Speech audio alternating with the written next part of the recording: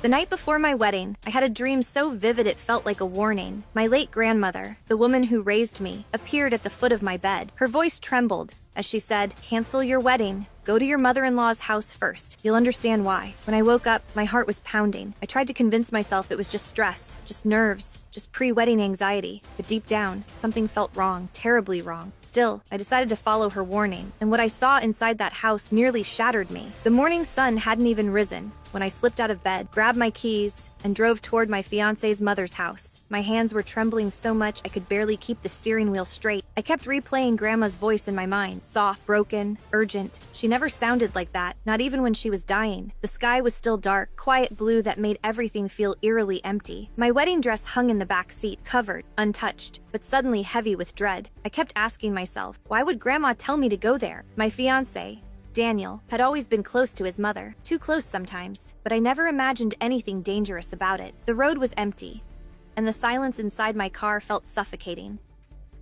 I turned off the radio, because every song made me feel more anxious. Halfway there, my phone buzzed. It was Daniel. I let it ring. I couldn't talk to him, not until I understood that dream. When I finally pulled up to his mother's house, all the lights were off. The place looked cold, abandoned, almost like no one lived there. My heart started beating faster than ever. For a moment, I thought about turning back. I thought maybe I was being dramatic, letting a dream control me. But then something inside me whispered, "Go in." I stepped out of the car slowly, my legs weak and unsteady. The cold morning air stung my face, waking me up more than coffee ever could. Every sound, a rustling leaf, a distant car, made me flinch. Daniel's mother, Evelyn, usually woke up early, but today the house felt lifeless. I walked up the porch steps, each one creaking under my weight. My fingers shook as I reached for the doorknob. It was unlocked. Evelyn never left her door unlocked. The moment I pushed it open, a strange smell drifted out, a mix of perfume and something metallic. My stomach tightened. "Hello?" I called softly, my voice barely above a whisper. No answer. The living room was dim, curtains drawn as if someone wanted the place hidden. A blanket was tossed on the couch, and a mug sat half full on the table. Someone had been here recently. I walked deeper into the room, feeling like every shadow was watching me. My footsteps felt too loud, echoing through the house. "Evelyn?" I tried again. Still nothing. I reached the hallway, and suddenly the air felt colder, almost icy. I wrapped my arms around myself and moved forward. The silence felt unnatural, like the house was holding its breath. A picture frame lay on the floor, glass cracked. I picked it up. It was a photo of Daniel as a child, but something was off. Evelyn's face had a long scratch across it. I felt a chill run down my spine. I placed the frame back gently and continued toward the kitchen. The smell was stronger there. The refrigerator door was slightly open, a soft light glowing. On the counter, a knife lay out, but not on the cutting board. It was on the floor, and it had a dark stain on it. My breath hitched. "What happened here?" I whispered. Suddenly I heard something upstairs. A soft thud. My heart felt like it stopped. I looked up at the ceiling, frozen. Another sound, like something being dragged. I swallowed hard, every instinct screaming at me to run. But something deeper, something from that dream, pushed me onward. Grandma wanted me here for a reason. I tiptoed toward the staircase, each step heavier than the last. The house felt like it was getting darker with every move I made. Halfway up the stairs, I felt a breeze, cold and sharp, brush against my neck. I gasped and spun around. Nothing. No one. But I knew I wasn't alone in that house. When I reached the top of the stairs, the hallway light flickered, like someone had just passed under it. My pulse hammered in my ears. I forced myself to move toward Evelyn's bedroom. Her door was slightly open, just enough to see darkness inside. "Evelyn?" I whispered again. Still no answer. I pushed the door slowly, and it let out a long creak. The room was cold, colder than anywhere else in the house. Her bed was unmade, sheets tangled like someone had left in a hurry. A glass of wine sat on her nightstand, half finished, and beside it, a wedding photo. My fiancé and his ex-girlfriend. The ex he claimed he hadn't spoken to in years. My throat tightened. Why was this photo here? And why was it freshly cleaned, like someone had been holding it? I stepped closer, picking it up with trembling hands. On the back, there was handwriting. Evelyn's handwriting. "You don't know who you're marrying." My knees almost buckled. I clutched the photo, my fingers going cold. Another sound echoed down the hall. A slow, heavy footstep. I turned toward it, heart pounding in my skull. The bathroom door across the hall was closed, but I could see light under the crack. Someone was inside. I took a shaky breath and stepped toward it. My hand hovered over the doorknob. I didn't know what I would find behind that door, but I knew whatever it was. Grandma wanted me to see it. My fingers finally closed around the bathroom doorknob. It felt cold, colder than metal should feel. For a moment, I hesitated, listening. The sound inside was faint, a slow shuffle, like fabric brushing tile. My heart pounded so loudly, I worried whoever was inside could hear it. I counted to 3 under my breath. 1, 2, 3. I pushed the door open. The bright bathroom light stung my eyes. At first, I didn't see anyone. The shower curtain was half drawn, casting a long shadow on the floor. A drop of water fell from the faucet. Plink, plink, echoing unnervingly. "Hello?" My voice cracked. No answer. I stepped inside cautiously. The air smelled like lavender soap, mixed with something metallic. My chest tightened. I reached for the shower curtain. My hand trembled violently. With one swift motion, I yanked it aside, and gasped so hard my throat burned. Evelyn was sitting on the shower floor, alive, but shaking uncontrollably. Her eyes were wide and terrified. Her hands were covered in something dark. "Evelyn?" I whispered. She flinched like she didn't recognize me. No, not again." Tears pooled in her eyes. It wasn't supposed to happen again. My heartbeat skyrocketed. "What happened? What are you talking about?" She shook her head violently. "He brought her here." "Who?" I demanded softly. Her lips quivered. "Daniel."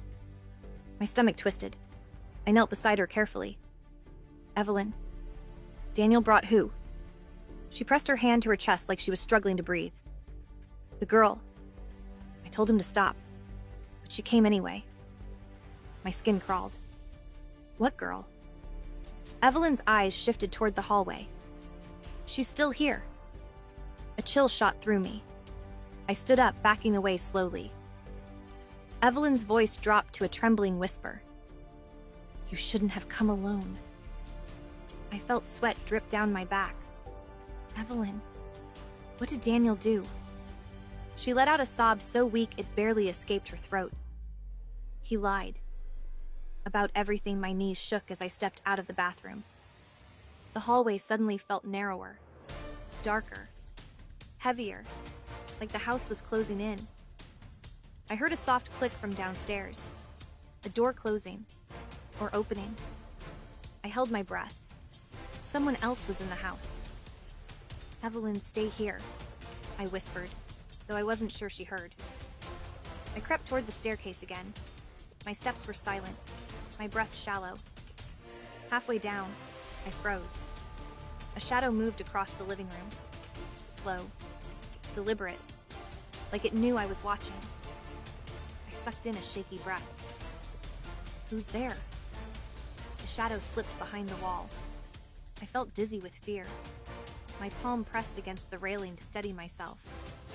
The wedding dress in my car flashed in my mind. I was supposed to marry Daniel in less than 24 hours. And now I was standing inside his mother's house, with someone hiding inside. I reached the bottom step. The living room was silent again. Too silent. I stepped closer, scanning behind furniture. Nothing moved. Then, a soft hum, coming from the kitchen. A woman's voice. I followed it slowly, every muscle tense. The humming stopped as soon as I reached the doorway. My pulse spiked. "Hello?" I whispered. A figure stepped forward. A woman. Her long hair covered half her face. She looked young. Too young. Her eyes were empty, dark circles underneath. She stared at me silently. My heart lodged in my throat.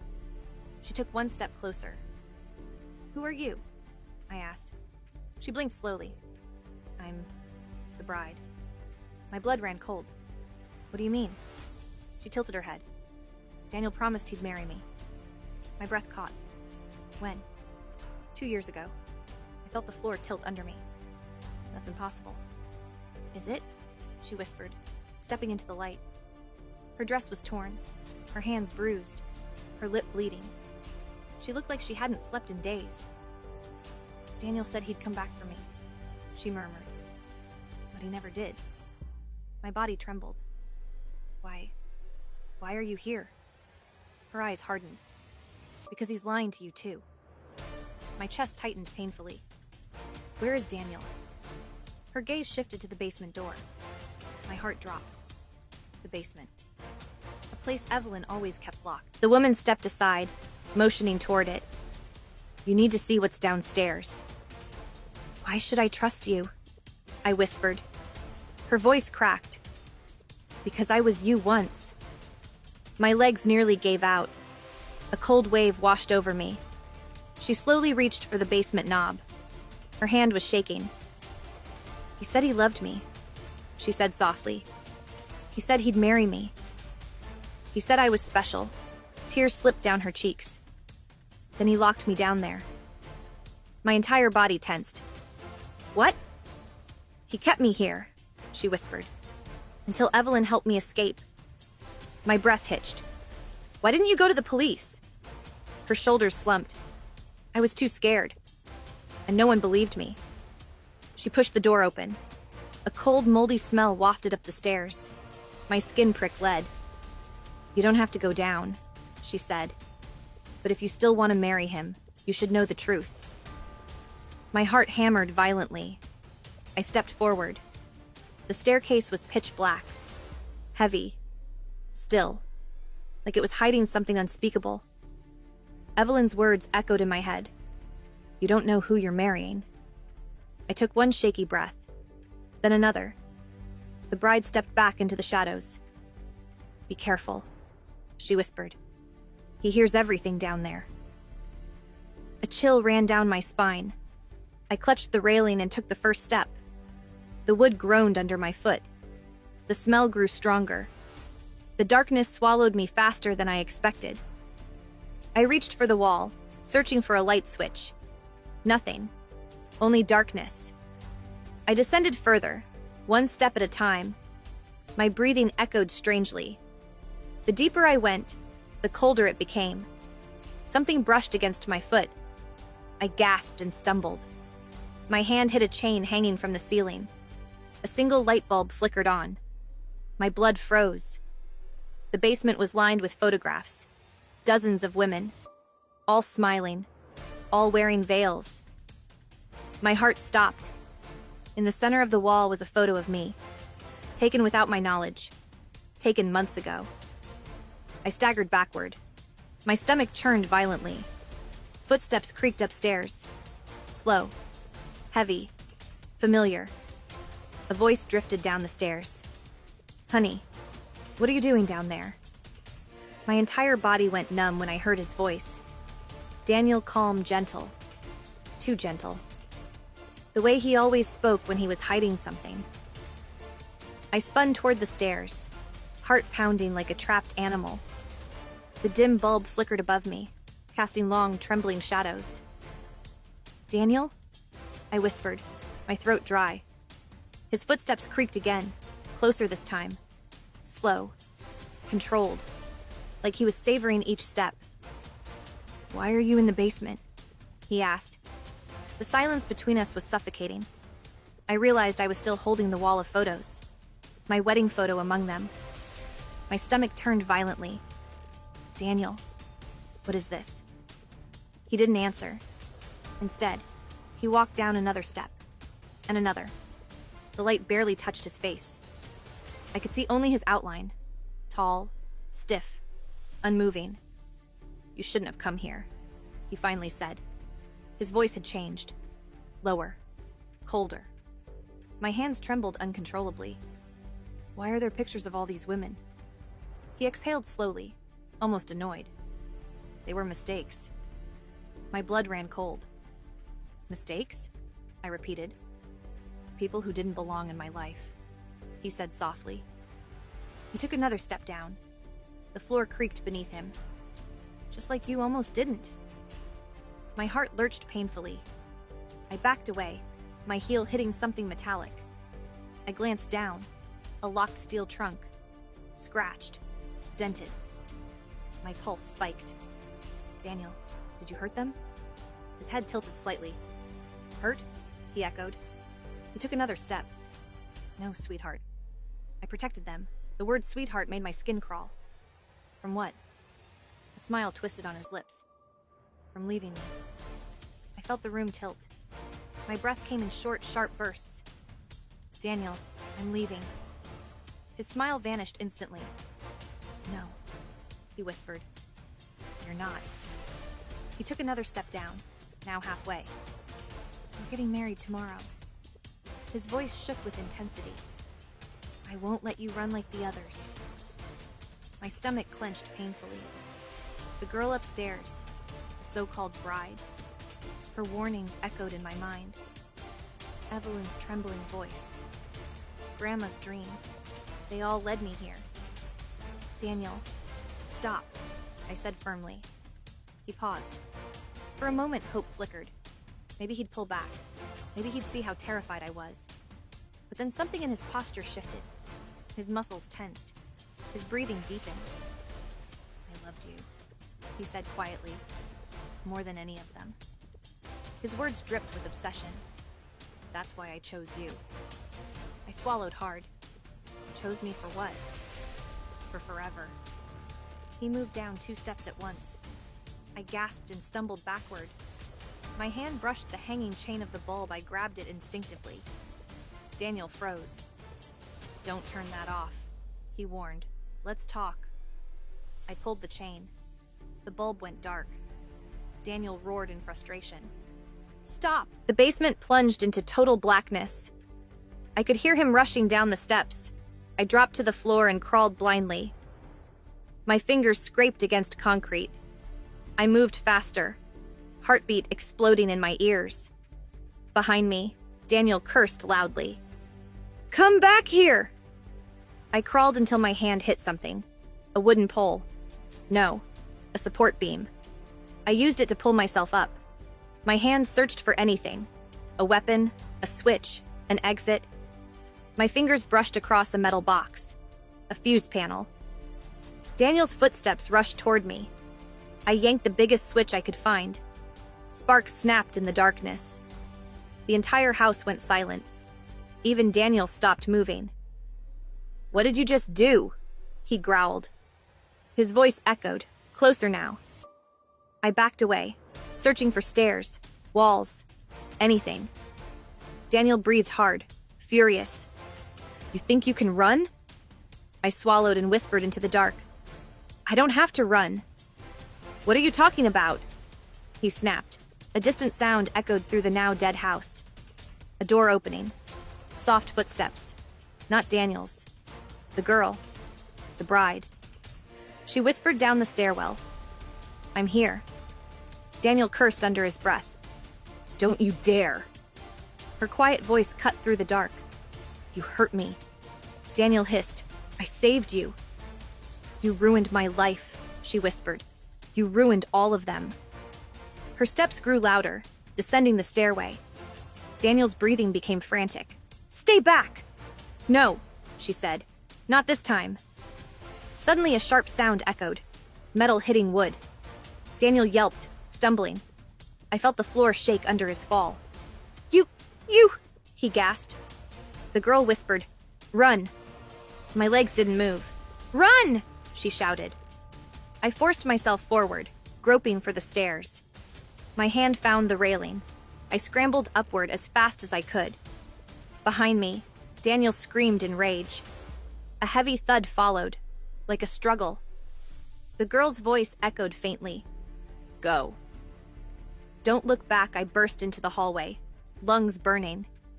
And that's when I heard the sirens. The sirens grew louder, flashing red and blue through the hallway windows. I fell to my knees, shaking, gasping for air that wouldn't fill my lungs.